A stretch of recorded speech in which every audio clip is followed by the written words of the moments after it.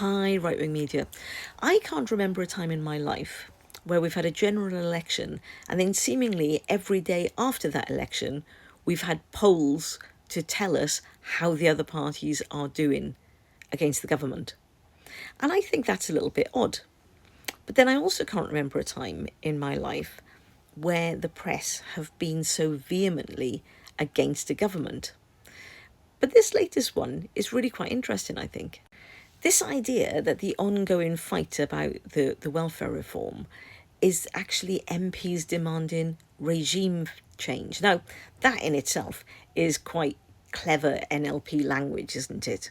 Yet all the letters I've read from these MPs that have got some concerns and have signed their names to this amendment, which I'll come back to in a sec, actually are very clear that they do support the government and everything except this, so hardly warranting a regime change, is it?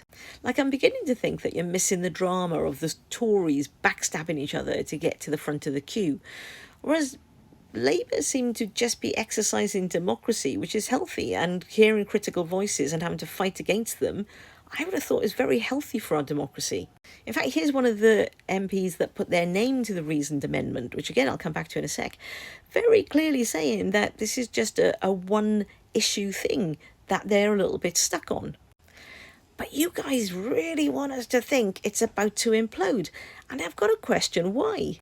And do we really think that Labour MPs would be speaking to Dan Hodges of the Mail?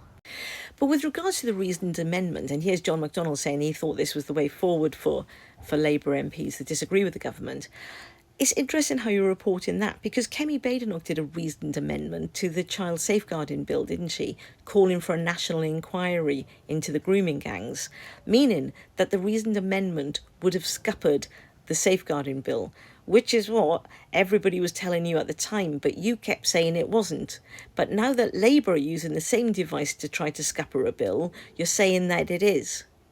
Maybe you should start just trying to be consistent with what you're saying. All right, as you were, good chats.